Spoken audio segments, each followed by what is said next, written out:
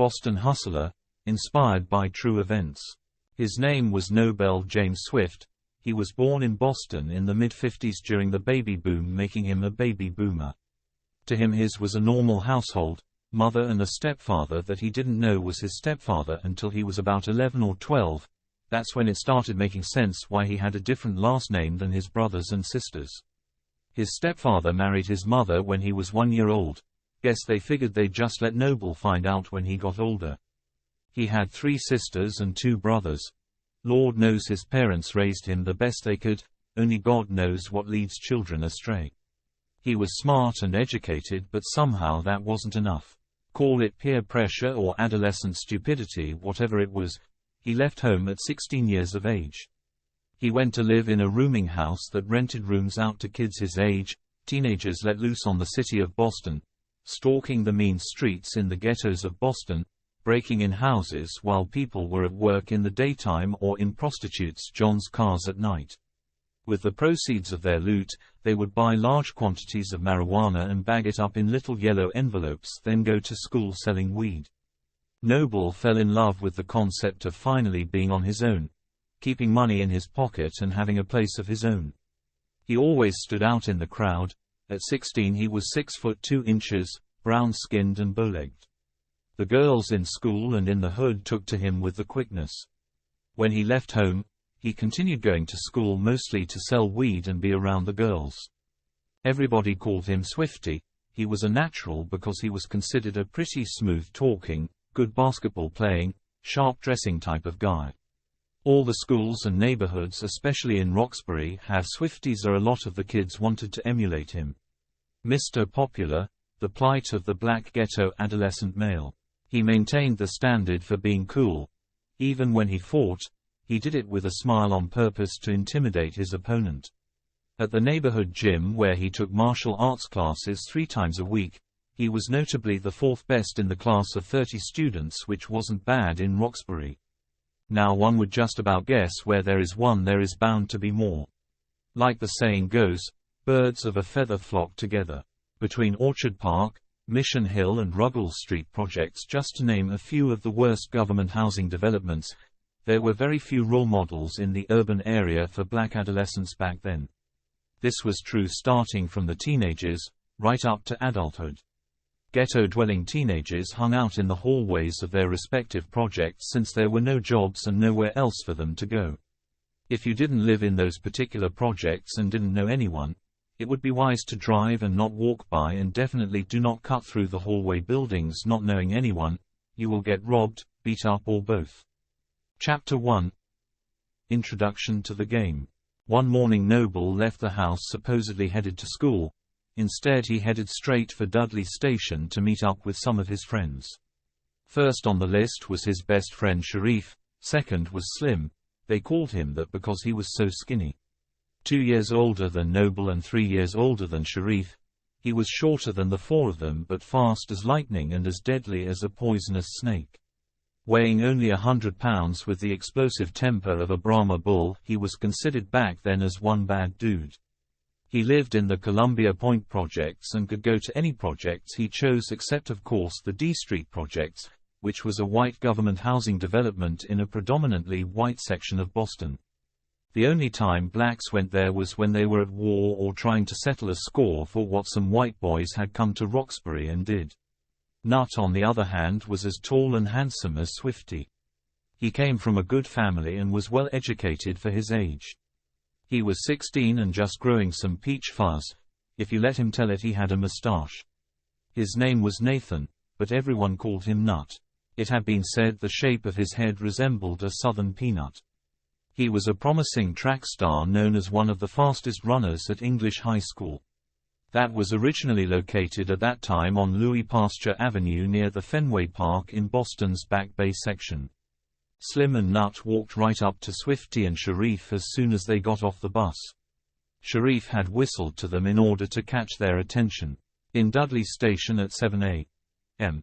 There's a sea of children taking trains and buses going to schools all over Boston, not to mention the crowds of adults going to work. Slim was the first one to speak. "My man Sharif.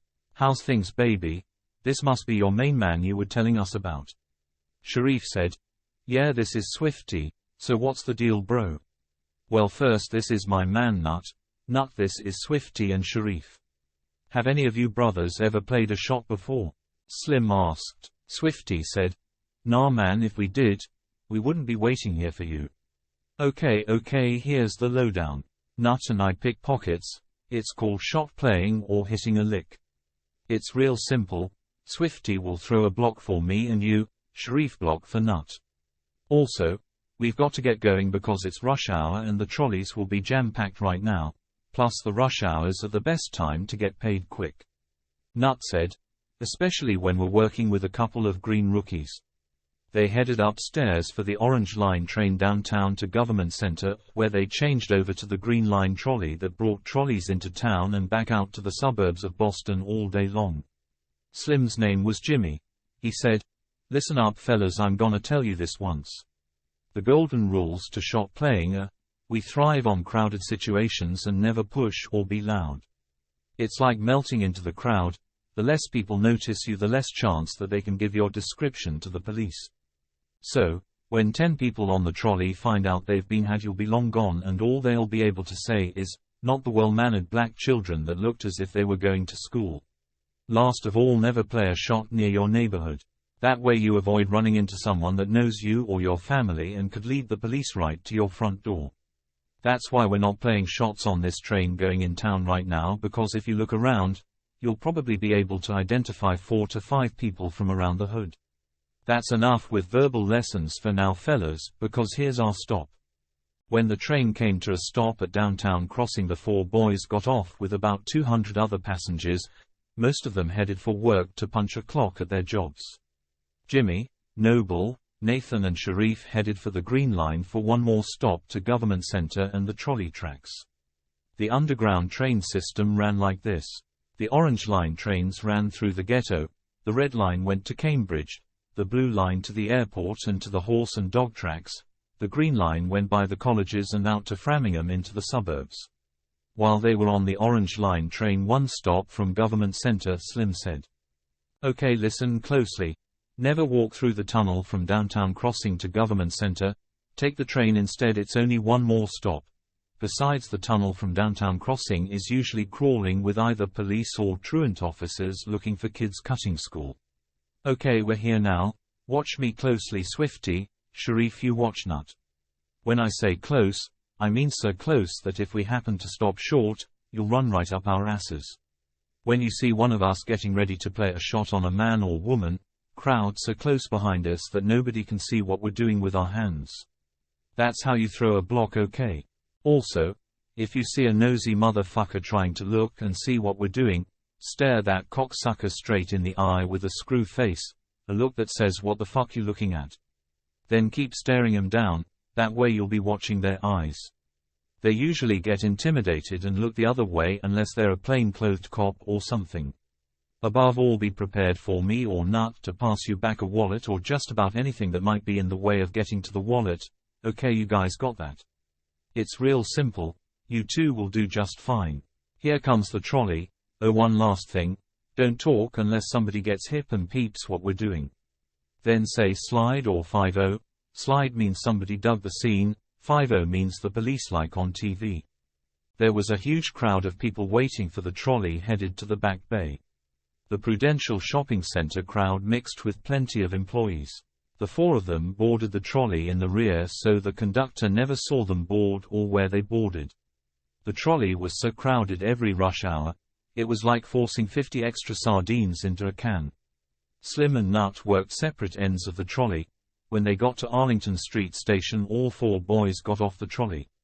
Once they got upstairs, they ran the next 3 blocks to Beacon Street, then caught a cab back to Roxbury. In the back of the cab, Slim stopped Sharif from getting ready to speak by putting his finger to his mouth, and the rest of the guys got the message.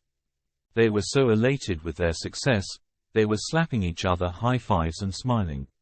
When the cab stopped at Dudley Station, Slim told Swifty to pay the cab driver. Swifty pulled a fat wallet out of his coat pocket, one of 7 wallets. He opened it up, and sitting there in the billfold of that particular Coach designer wallet was a stack of $150 bills. Swifty and the rest of the guy's eyes opened wide as Swifty searched for a smaller bill to pay the cab driver. The fare was only $5.60. He found one lone $20 bill and took it out and then handed it to the driver, who usually wouldn't pick up kids or students. It was his first fare of the day, so he figured since they were well dressed and going to Dudley bus station, he would take the risk since the police were never far away from Dudley station at that time in the morning. The cab driver took the $20 bill first, then looked at it and said while the kids were piling out of the cab one at a time, "Come on guys, I ain't got change for this, I just started." Slim was the last to get out, so he said, "Keep the change and thanks for the ride, mister." The cab driver replied, "Thank you," then drove away, probably thinking, "They probably robbed somebody, glad it wasn't me fucking niggers." When Slim got out the cab he said, "Let's go in one of the project hallways around the corner in Op and count some loot." They went into one of the project hallways that was unlocked and went upstairs next to the roof. That way if any tenants came into the hallway, they would have to go downstairs in order to go about their daily business, never knowing that teenagers were on the roof in the hallway counting money. Swifty had 7 wallets that Slim passed to him on the trolley, and Sharif had 5 that Nathan passed to him. Out of the 12 wallets, Slim counted out $2,600.